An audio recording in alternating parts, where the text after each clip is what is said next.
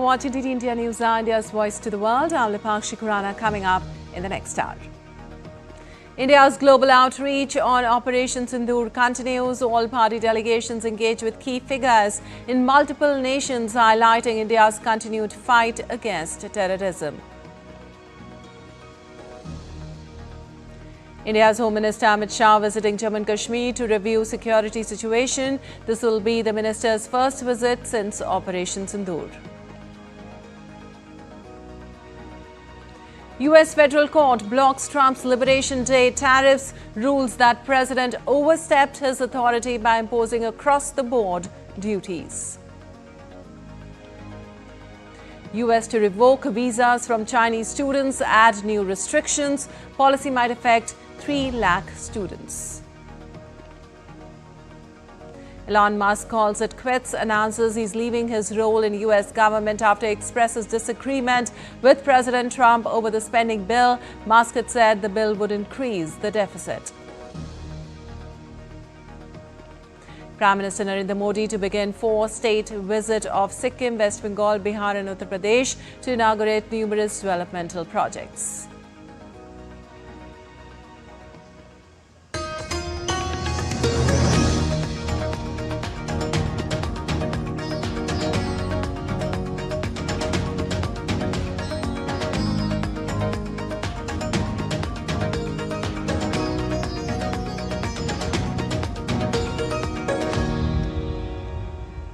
And on to the details now. Moving forward with a diplomatic outreach, the Indian government continues to voice its stance against terrorism after launching Operation Sindoor. Pursuing India's renewed commitment to counter-terrorism and regional stability, an all-party delegation led by Member of Parliament Shrikant Shinde arrived in Sierra Leone's Freetown. During their stay in the West African nation, the delegation will hold talks with parliamentarians, think tanks, media and civil society to further unmask Pakistan's cross-border terrorism. Early on Wednesday, the delegation, while en route to Sierra Leone, halted in Lome, the capital city of Togo, for transit and held discussions on Pakistan-based terrorism and Operation Sindoor. In Saudi Arabia, an all-party delegation led by Member of Parliament B.J. Panda held a meeting with the Deputy Speaker of Shura Konal. The delegation expressed deep gratitude for Saudi Arabia's strong condemnation of the barbaric terrorist attack in Pahalgam. It conveyed that India stands firm and united in its resolve to fight terrorism. The delegation also had an extensive discussion with Saudi Minister of State for Foreign Affairs Abel bin Ahmed Al Zubair. The Indian delegation appreciated the support received from political leadership in Saudi Arabia and condemning the terror attack in Pahalgam. The delegates reiterated India's policy of zero tolerance towards terrorism.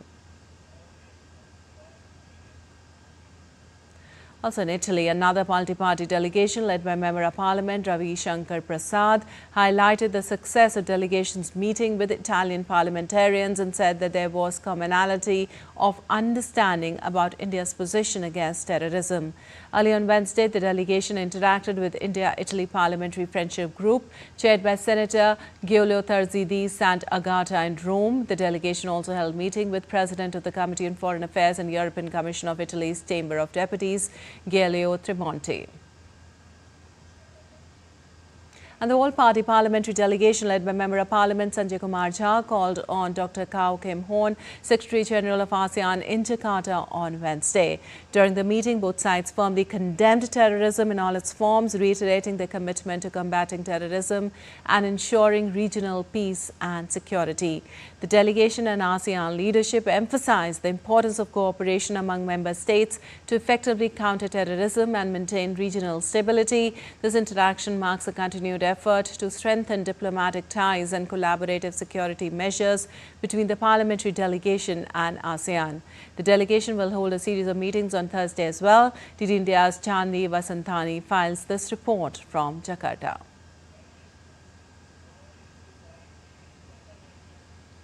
On the second day of the Indian parliamentary visit to Jakarta, they have a packed schedule ahead of them. On the agenda is a meeting with several Indonesian think tanks, mostly dealing with foreign policy affairs and intelligence affairs. Later, they will also meet with representatives from an Indonesian political party. The goal here is clear. The delegation is in Jakarta to align vision against terrorism. Now, they can be sure to receive support from Indonesia, who has also seen its share of terror attacks. The delegation, led by MP Sanjay Kumar Jha, is in Indonesia for a 4-day visit. On the last day, they will meet with Islamic group Nahdlatul Ulama, which is the world's largest Islamic group, before continuing their mission to Malaysia, where they will continue to spread the message for a united front against terrorism and rally support for India's Operation Sindoor. This is Chandni Vasandani reporting from Jakarta, Indonesia.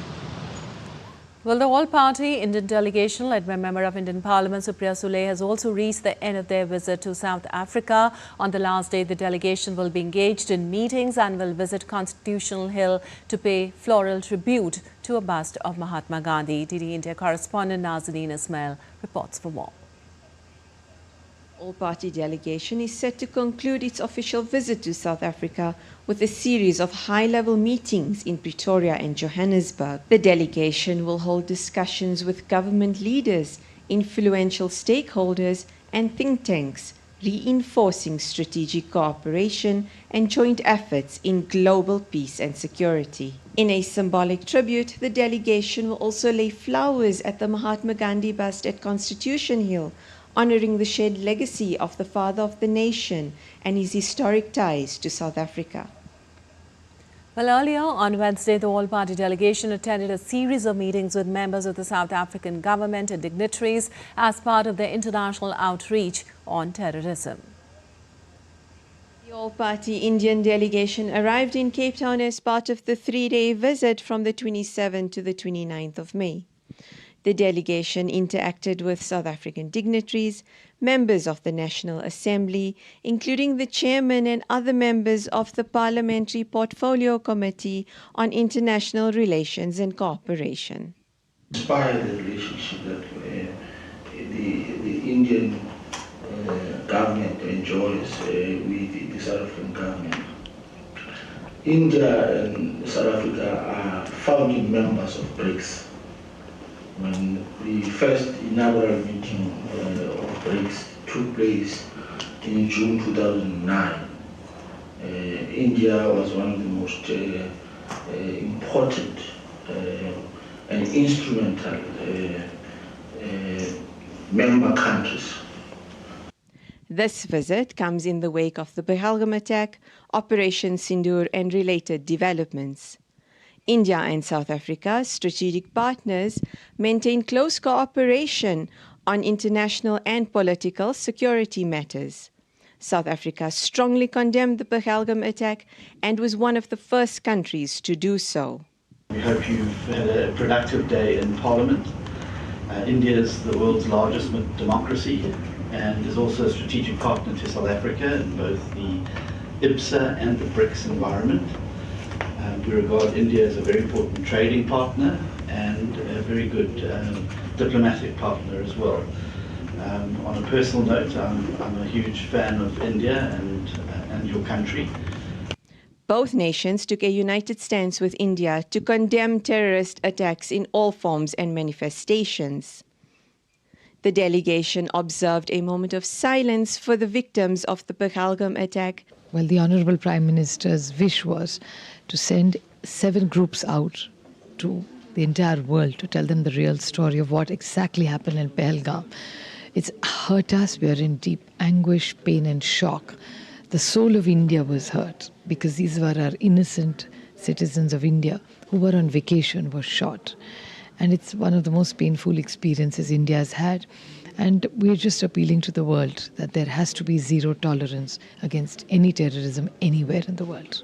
The delegation underscores India's firm commitment to working with South Africa and the global community to combat cross-border terrorism. We'll stand with any nation against terrorism, but India is a very important strategic partner for South Africa, both as a member of BRICS and a member of IBSA. And the historical ties between our two countries are very important. And as two large democracies, one in Africa, one on the other side of the ocean, it's very important that we stand together in solidarity against the use of terror in whatever form it may come and on whichever continent it occurs. For DD India, Cape Town, South Africa. I'm Nazneen, bringing you the pulse on global progress. Well, as part of the government's diplomatic outreach to highlight India's stance on terrorism, the all-party parliamentary delegation led by Member of Parliament Kani Mozi met with senior officials from Greece's Ministry of Foreign Affairs, including Deputy Minister of Foreign Affairs of Greece, on Wednesday. During the meeting, the delegation underscored New Delhi's uncompromising approach towards terrorism. The delegation firmly conveyed that there can be no differentiation between terrorist actors and those who shelter them. We come as a delegation to express our anguish and also to seek the support of Greece and the European Union, and also to ensure accountability for what has been happening from the Pakistani side in the United Nations Security Council. And the parliamentarians and the lawmakers here have understood what is happening in the Indian soil. While interacting with Indian diaspora on Wednesday, Kani Mozi added that the government's outreach, which includes opposition MPs, reflects a united stance against cross-border terrorism and a firm resolve to say no more after years of suffering. Indian diaspora expressed their full support for India's effort and solidarity with the nation in the wake of recent terror attack in Pahalgam. Any kind of terror should be condemned, and India has condemned it in a right way. There is a place and time to give a response, and we fully stand with the Indian government in the response which they have meted out. And as an Indian diaspora and as Indian community, we truly stand behind our government. We have only targeted their terrorist sites, and the response is truly deserved. And it's not only war on terrorism, now it is war on perception as well, and that is why the Indian delegation is here. The perception is really required, and we are doing everything, Indian government is doing everything it can to build that perception. Well, External Affairs Minister Dr. S. Jaishankar said that India's right to defend its people against acts of terror has been recognized by countries across the world. Addressing at an event at the Embassy of Italy to celebrate Italian National Day in New Delhi, Dr. Jaishankar appreciated Italy's solidarity and support to India following the barbaric terror attack in Pahalgam in Jammu and Kashmir. He said India gave a firm, resolute and measured response by destroying the relevant terror centers and launch pads. He said India believes that the world will have zero tolerance for terrorism and cross-border terrorism.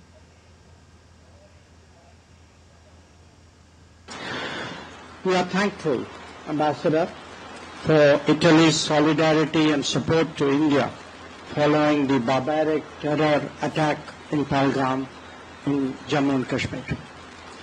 India gave a firm, resolute and measured response by destroying the relevant terror centers and launch pads. India's right to defend its people against acts of terror has also been recognized by countries across the world. We believe that the world will have zero tolerance for terrorism and cross-border terrorism. And Union Home Minister Amit Shah to visit Jammu and Kashmir to review security situation and meet people affected by recent Pakistani shelling. This will be the minister's first visit to J&K since Operation Sindoor commenced on May 7th. Besides reviewing the security situation, the minister is likely to visit Poonch, which saw the massive destruction of properties in shelling and firing from Pakistan's side.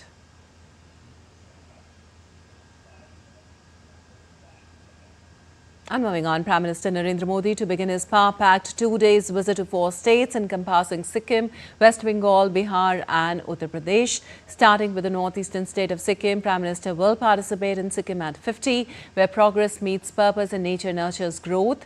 Marking 50 glorious years of statehood, the government of Sikkim has planned a year-long series of activities under the theme Suna Ulo Samriddh and Samarth Sikkim, celebrating the sense of Sikkim's cultural richness, tradition, natural splendor and its history. Prime Minister will also lay the foundation stone and inaugurate multiple developmental projects in Sikkim. Prime Minister will also release the commemorative coin, souvenir coin and stamp of 50 years of statehood.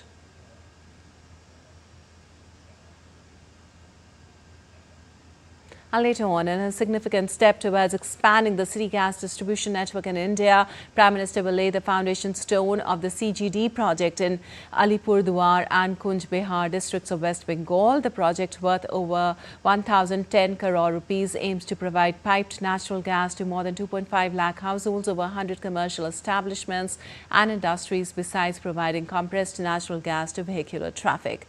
It will provide convenient, reliable, environmental friendly and cost-effective fuel supply and create employment opportunities in the region. On the next stopover, Prime Minister Modi will visit Bihar, where he will inaugurate the newly constructed passenger terminal of Patna Airport. He will also lay the foundation stone of the new civil enclave of Bihta Airport, worth over 1,410 crore rupees. The Bihta Airport will serve the town, which is rapidly emerging as an educational hub near Patna, housing IIT Patna and the proposed NIT Patna campus. On 30th of May, Prime Minister will inaugurate, lay the foundation stone and dedicate to the nation multiple developmental projects worth over 48,520 crore rupees in Karakat.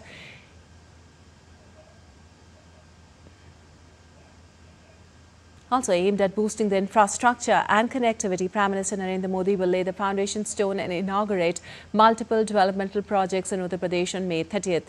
He will inaugurate the Kanpur Metro Rail project worth over 2,120 crore rupees.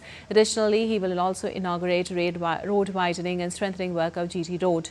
In order to boost power generation capacity in the region, multiple projects will be undertaken. Prime Minister will inaugurate a 660 megawatt Panki thermal power extension project in Kanpur worth over 8,300 crore rupees, enhancing Uttar Pradesh's energy capacity. Prime Minister will also distribute certificates and checks to the beneficiaries of PM Ayushman Vandana Yojana, National Livelihood Mission and Prime Minister Surya Ghar Muft Bijli Yojana.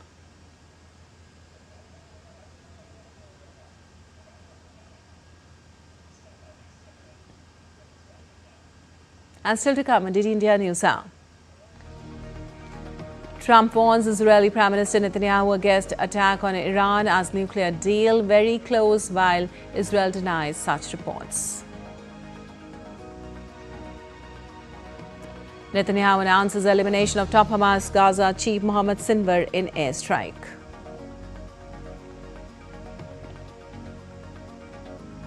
And US tightens tech exports to China, halts semiconductor software sales and jet parts licenses.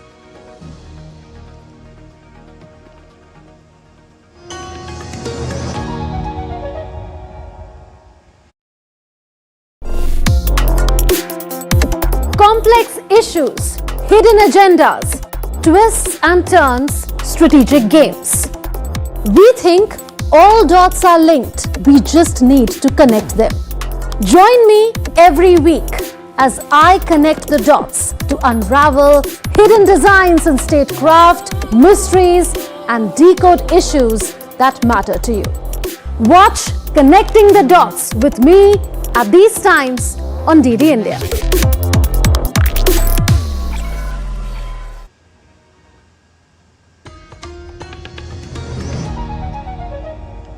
Welcome back. You're watching DD India News. I'm Lipakshi Khurana. And moving on, a US federal court on Wednesday blocked President Donald Trump's Liberation Day tariffs from going into effect. The court ruled that the president overstepped his authority by imposing across-the-board taxes on imports from nations that sell more to the United States than they buy. While the Trump administration minutes later filed a notice of appeal, and White House Deputy Chief of Staff Stephen Miller rebuked the court in a brief social media post, saying the judicial coup is out of control. The Manhattan-based Court of International Trade said the U.S. Constitution gives Congress exclusive authority to regulate commerce with over countries that is not overridden by the president's emergency powers to safeguard the U.S. economy. At least 5 other legal challenges to the tariffs are pending. Well, also, Trump has claimed broad authority to send tariffs under the International Emergency Economic Powers Act, which is meant to address unusual and extraordinary threats during a national emergency.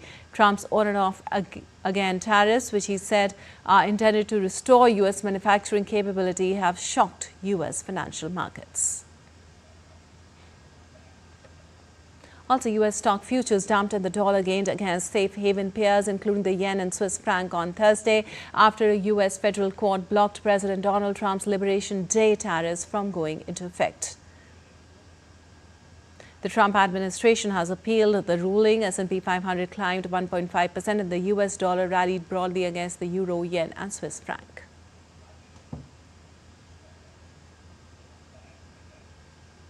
Well, billionaire Elon Musk announced that his term as the chief of the Department of Government Efficiency has come to an end, thanking US President for the opportunity to reduce wasteful spending.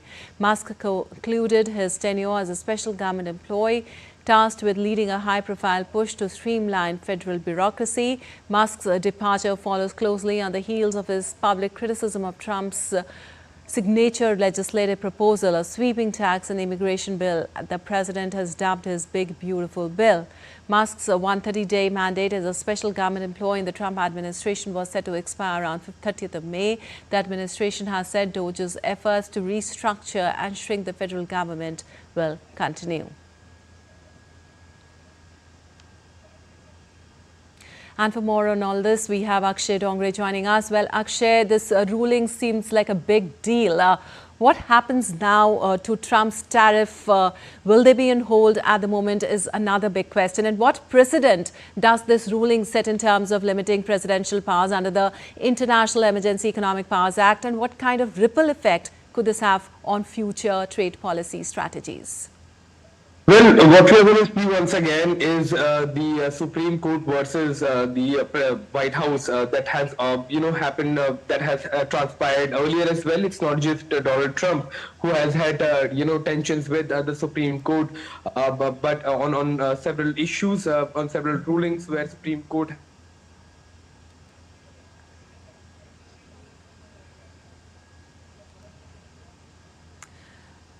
Akshay, are you with us? As we know that the presidential office is stepping its boundaries, so that is one key issue. But in the US, what we have seen is what we have seen in the precedent and in the past is clearly that Supreme Court of the US is unlike the Supreme Court of many other countries, a very, very powerful institution. Many of the rulings of Supreme Court cannot be either influenced or in any manner challenged, and that is perhaps the reason why earlier as well and even now what we are seeing is a tussle between the White House and the judiciary of the country. This in the last tenure of Donald Trump, this was one of the issues when it comes to migrant policies. But now again we are seeing this tussle. So as far as the future impacts are concerned of this, we'll have to see that how the ruling goes and how the intervention of the Supreme Court is going to influence the decision of Donald Trump, or whether he's going to double down as far as his attacks against the court are concerned, claiming that there is a judicial coup taking place in the US. Yes, Akshay. Okay. Another big news is of Elon Musk stepping down after just a few months, especially after calling out the president's big legislative plan, raises some eyebrows. How much of a real impact did he actually have on cutting the government waste, and was this more symbolic than substantial? Well, even more important, point here is the fact that it's sort of a deja vu situation right now as far as Trump administration is concerned. We had seen in the first tenure of Donald Trump as well that many of the trusted advisors that he had brought in, later either quit his team or several of his team members also became his critiques as well. We have seen that how the bonhomie between Elon Musk and Donald Trump began on a very, very high note. When there was an assassination attempt against Donald Trump, Elon Musk was one of the most prominent figures inside America who rose to announce their support to Donald Trump. But now it seems that that entire chemistry has fizzled out.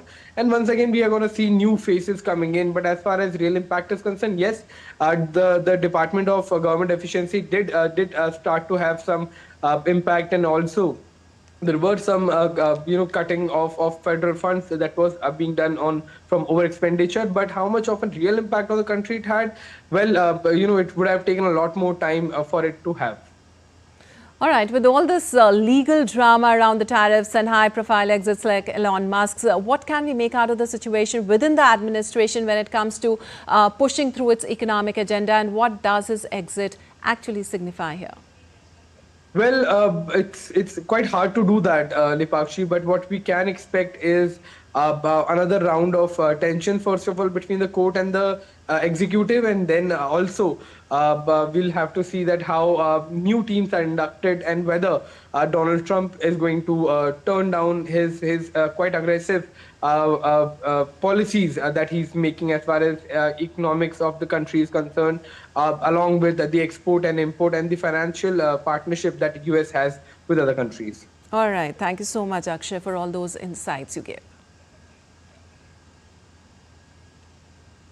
And US President Donald Trump nominating Justice Department official Emil Bove, a lawyer who defended Trump when he was convicted of criminal charges over hush money, to serve as a federal appeal court judge. Trump announced in a post on his social media platform Truth Social that he named above the principal associate deputy attorney general to serve as a life tenured judge on the Philadelphia-based 3rd U.S. Circuit Court of Appeals. Bove's appointment must be approved by the Senate, which Trump's Republicans control by a 53 to 47 margin. Trump also said he was nominating 5 Floridians to serve as federal district court judges in their state. And the United States will start revoking visas of Chinese students, including those with connections to the Chinese Communist Party or studying in critical fields. President Donald Trump's administration has sought to ramp up deportations and revoke student visas as part of wide-ranging efforts to fulfill its hard-line immigration agenda. Well, in a statement, U.S. Secretary of State Marco Rubio said the department will also revise visa criteria to enhance scrutiny of all future visa applications from China and Hong Kong. The number of Chinese international students in the United States has dropped to about 277,000 in 2024 from a high of around 370,000 in 2019. And the United States has suspended some sales to China of critical U.S. technologies, and also it has ordered companies that offer software used to design semiconductors to stop selling to China without first getting an export license. The move was in response to China's recent restriction on exports of critical minerals to the U.S. The New York Times report said the department had suspended some licenses that allowed U.S. firms to sell products and technology to Chinese state-owned aerospace manufacturer Comac to develop a C919 aircraft. The C919 is made in China, but many of its components come from overseas. It is designed to compete with best-selling narrow-body models of dominant plane makers Airbus and Boeing.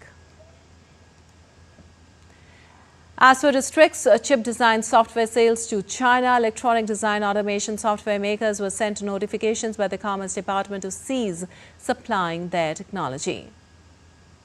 That would review each request for a license to ship to China on a case-by-case basis, suggesting the action was not an outright ban. While the scope of the policy change was not immediately clear, any move to strip the software makers of their Chinese customers could deal a blow to the bottom line and to their Chinese chip design customers, which heavily rely on top-of-the-line U.S. software. And still to come, DD India News. Russia calls for direct peace talks with Ukraine in Istanbul next week.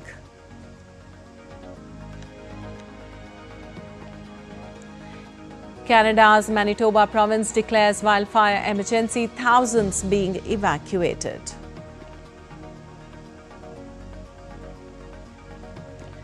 And Swiss glacier collapse triggers massive landslide, burying alpine village of Platten.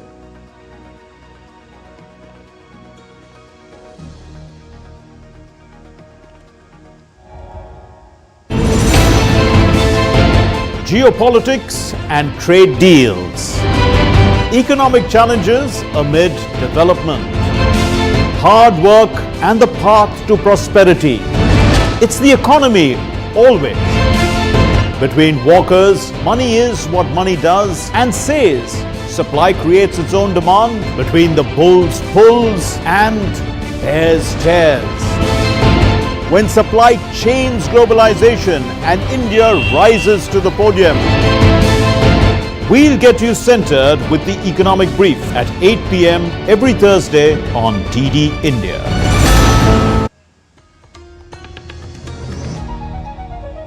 Welcome back. You're watching DD India News. I'm Lipakshi Kuran, and time now for a quick recap of the headlines. India's global outreach and Operation Sindoor continues. All party delegations engage with key figures in multiple nations, highlighting India's continued fight against terrorism.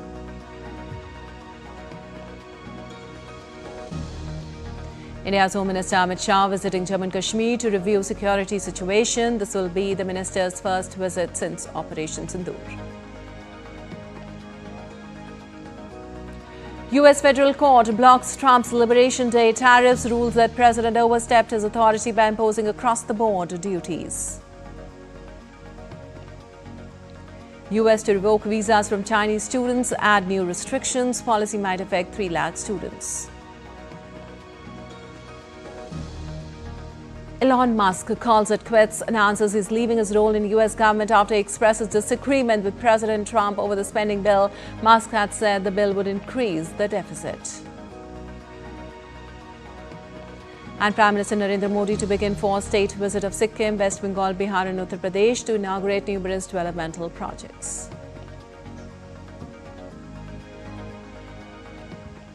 And moving on, US President Donald Trump said on Wednesday he warned Israeli Prime Minister Benjamin Netanyahu last week not to take actions that could disrupt the nuclear talks with Iran.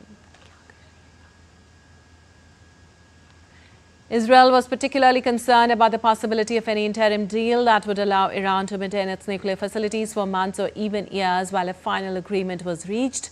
US officials were concerned Israel could decide to strike Iran with little warning and said US intelligence estimated that Israel could mount an attack on Iran in as little as 7 hours, the paper reported.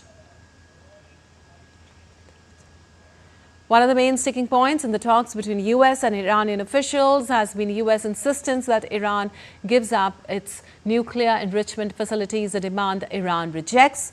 Trump bypassed Israel on his trip to the Middle East this month and has made policy announcements that have shaken Israel's assumptions about its relations with the US. This would be inappropriate to do right now because we're very close to a solution. Now, that could change at any moment. It could change with a phone call. But right now, I think they want to make a deal, and if we can make a deal, save a lot of lives. Well, the United Nations warehouse in Gaza was broken down into by hordes of hungry people on Wednesday as aid trickles into the Palestinian enclave, and the United States readies new terms for a possible truce between Israel and Hamas. The World Food Programme said initial reports were that 2 people had died and several more were injured at the central Gaza warehouse. The UN agency appealed for an immediate scale-up of food aid to reassure people that they will not starve. Under growing international pressure, Israel ended an 11-week-long aid blockade on Gaza 10 days ago. It has allowed a limited amount of relief to be delivered via 2 avenues, the United Nations or the US-backed Gaza Humanitarian Foundation.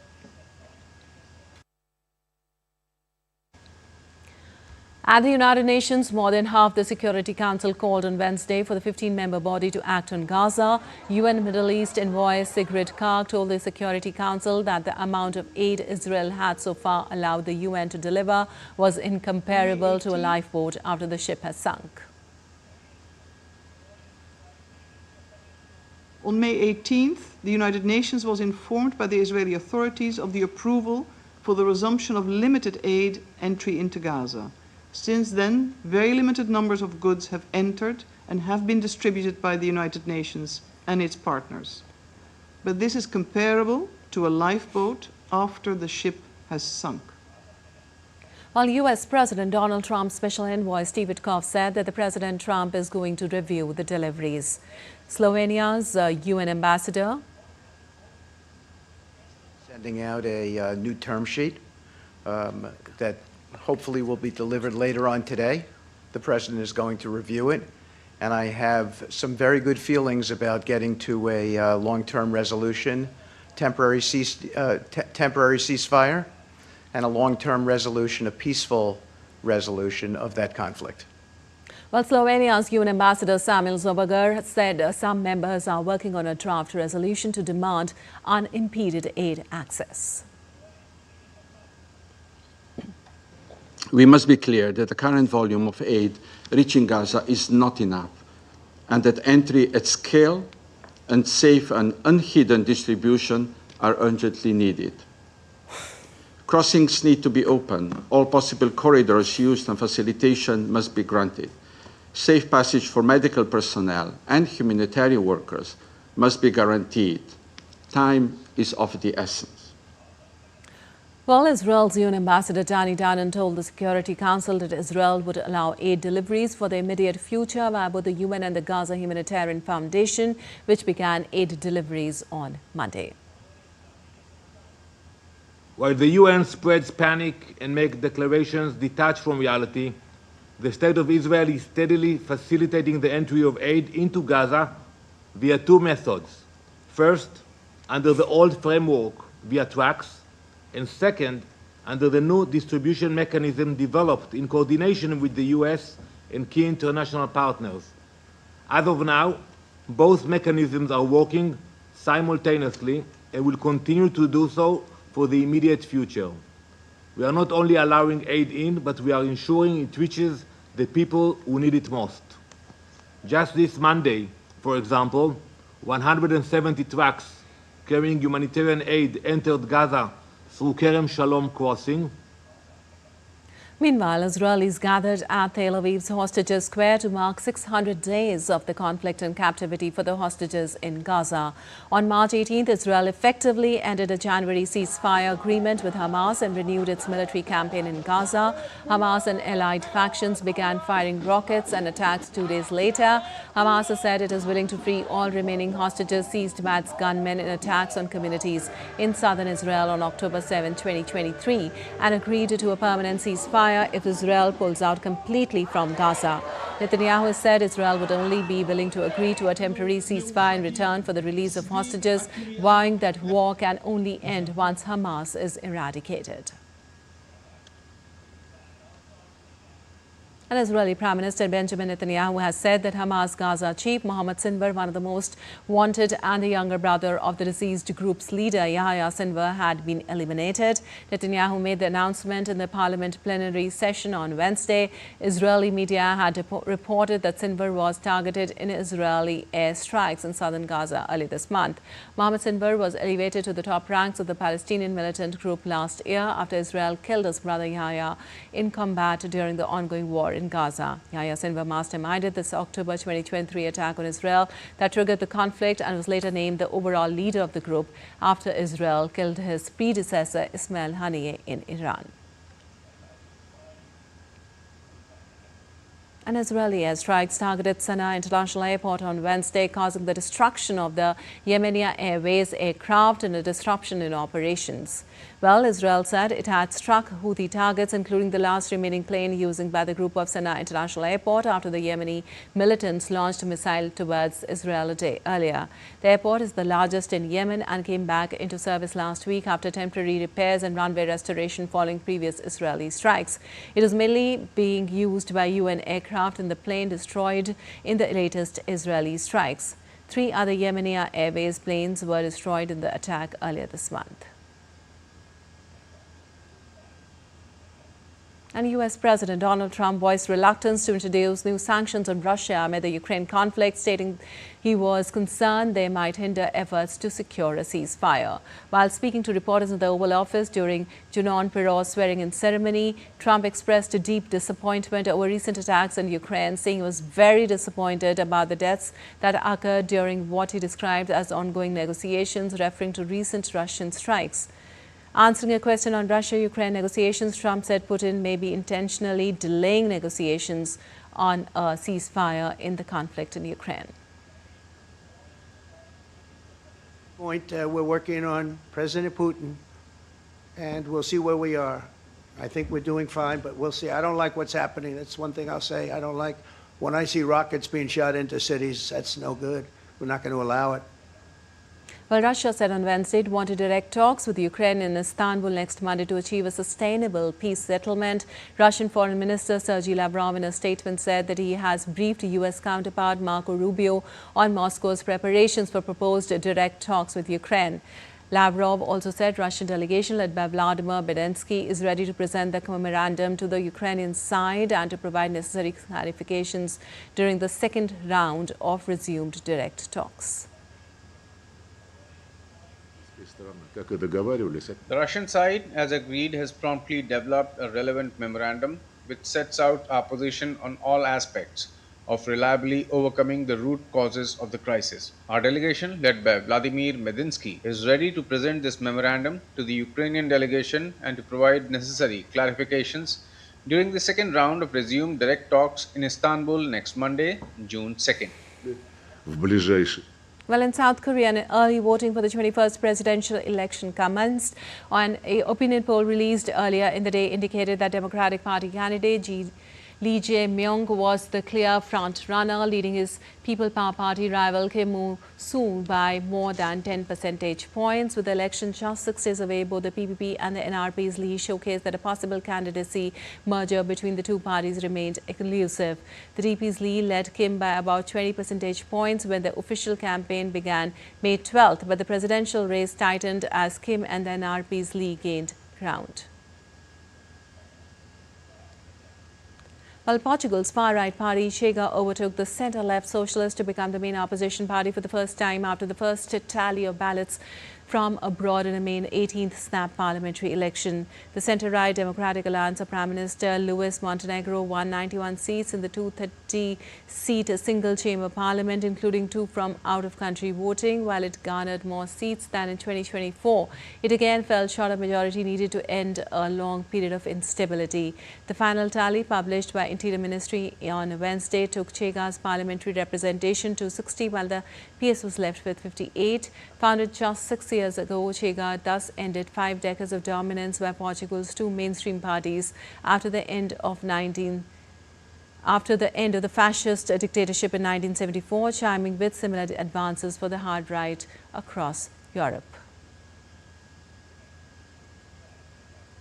And Mexico is gearing up for its first ever judicial elections on Sunday, in which all judges across the country's judicial branches will be elected by the popular vote.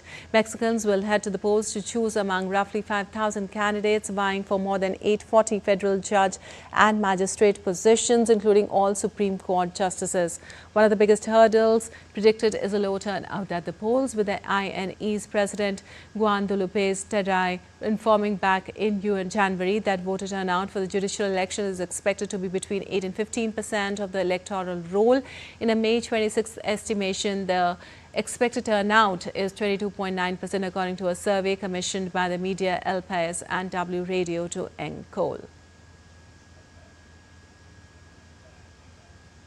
And Bolivian riot police clashed with supporters of former Bolivian President Evo Morales and coca farmers during anti-government protest on Wednesday. Protesters demanded that Morales be allowed to run as a presidential candidate in the August election. Early in May, a constitutional court decision upheld a ban on any individual serving more than 2 presidential terms, effectively preventing Morales, a political power for almost 2 decades, from running again. Morales, who ruled the country from 2006 to 2019 and was Bolivia's first indigenous president, has challenged his exclusion, with groups that support him organizing protests and traffic stoppages.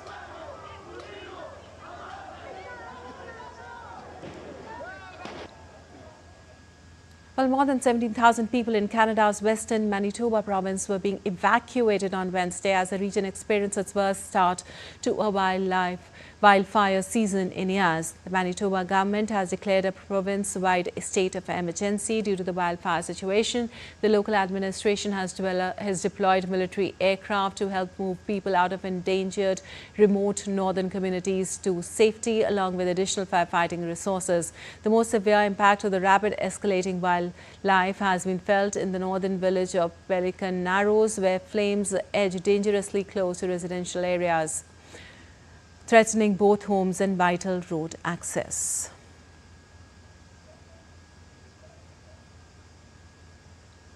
And a glacier in the Swiss Alps partially collapsed on Wednesday, triggering a massive landslide that buried most of the mountain village of Platten. The village had been evacuated earlier this month due to the risk of a landslide.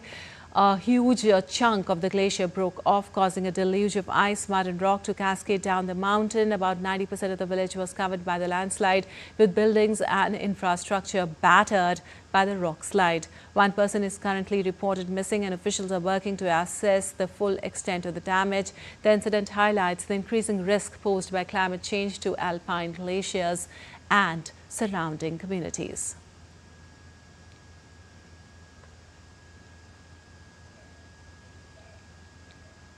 While Sri Lanka has crossed the 1 million mark in international tourist arrivals this year, nearly a month earlier than last year, signaling a strong post-pandemic recovery. India continued to lead as the top source market in May, contributing 35.8% of arrivals, followed by the UK and China. Sri Lanka has now met 33.5% of its 3 million visitor targets of the year. The last time 1 million mark was achieved in May was in 2018, which was before the Easter attacks and COVID pandemic that slowed down the tourist market. And after an 8-month sea odyssey, INS Tarini, carrying 2 women officers, is set to return home today, marking the culmination of a challenging voyage that spanned across 4 continents. Navy Chief Admiral Dinesh K. Tripathi had flagged off the Indian Sailing Vessel Tarini of the Indian Naval Sailing Vessel Tarini from Naval Ocean Sailing Node in Goa on October 2nd last year. The flag and ceremony of Tarini will be presided over by Defence Minister Rajnath Singh at Mormugao Port in Goa, formally marking the culmination of the global circumnavigation.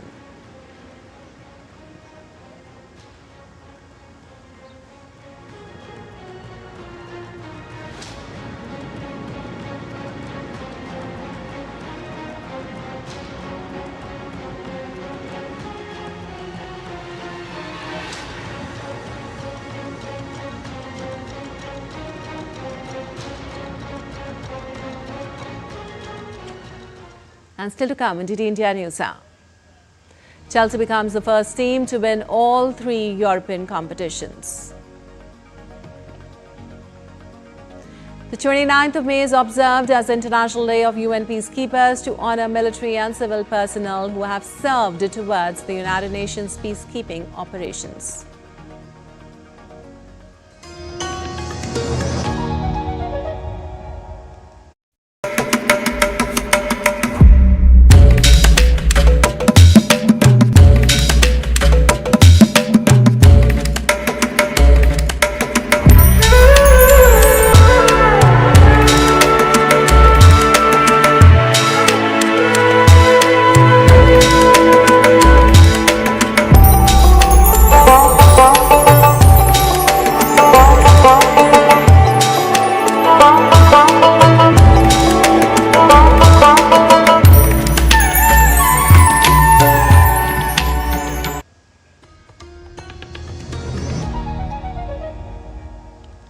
Welcome back. You're watching DD India News. I'm Akshai Dongre, and on to some business news now. South Korea's central bank cut interest rates in a bid to cushion the export-dependent economy from US President Donald Trump's tariff war, as it almost halved its annual growth forecast. The Bank of Korea lowered its benchmark interest rate from the current 2.75% to 2.5% and said it predicted the economy to expand 0.8% this year, down from the 1.5% projected in February. Asia's 4th largest economy grew less than expected in the first 3 months of the year as the export giant and its semiconductor powerhouse reeled from political chaos at home and heightened trade tensions. And Meta chief Mark Zuckerberg touted the tech firm's generative artificial intelligence assistant on Wednesday, telling shareholders it is used by 1 billion people each month across its platforms. Zuckerberg noted the milestone anew at Meta's annual gathering of shareholders, and as the social media behemoth vies with Google, Microsoft, OpenAI and others to be a leader in Gen AI. Since Google debuted AI overviews and search results a year ago, it has grown to more than 1.5 billion users. Tech rivals are rapidly releasing new AI products despite ongoing challenges with preventing misinformation and establishing clear business models and little sense of how the tech will affect the society. Well, you're watching DD India News. Time now for some sports news. In the second, Chelsea sparked into life into the second half as they came from behind to claim the Conference League trophy with a 4-1 victory over Real Betis on Wednesday. Goals from Enzo Fernandez and Nicholas Jackson were both set up by the excellent Cole Palmer, plus late strikes from Jadon Sancho and Moises Caicedo secured the silverware. Earlier, Betis were 1-0 up at halftime by an early Abde Izalzoli strike.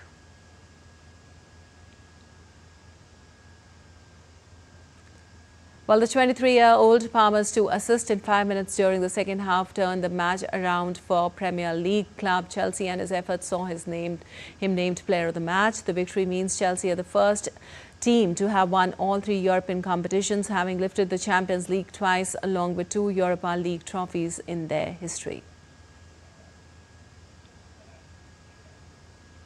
An incumbent World Anti-Doping Agency President Vitol Banka is set to be re-elected unopposed on Thursday. WADA revealed in March that Banka is only the candidate standing and had submitted his application for re-election. Election will take place during WADA's virtual formation board meeting on Thursday, and if re-elected, Banka's new term would run for 3 years from Jan 1st, 2026 until the end of December 2028.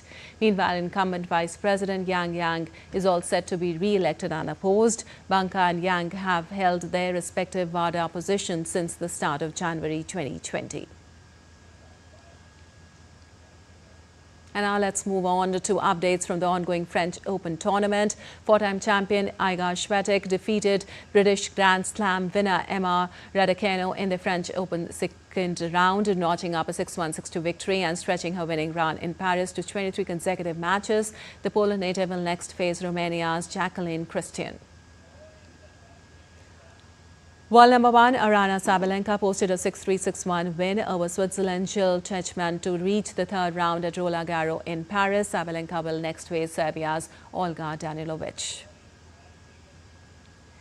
Meanwhile, in men's single, defending champion Carlos Alcaraz booked his place in the third round. Alcaraz defeated unseeded Hungarian Fabian Barzozan in 4 sets on Wednesday. French Open runner-up in 2022 and 2023, Norway's Kasper Ruud crashed out of the tournament in the second round after losing 2-6, 6-4, 6-1, 6-0 to the unseeded Nuno Borges of Portugal. And moving on to athletics arena, India on Wednesday added 6 medals to increase its medal tally to 8 at the Asian Athletics Championship 2025 in Gumi, South Korea. The Indian mixed relay team, comprising of Rupal Chaudhary, Santosh Kumar, Tamilarasan, Vishal TK and Shubha Venkatesan, successfully defended the title in 4x400 meter mixed relay race, winning the gold medal. This was India's 3rd medal in mixed relay, having previously won the gold in 2023 and silver in 2019.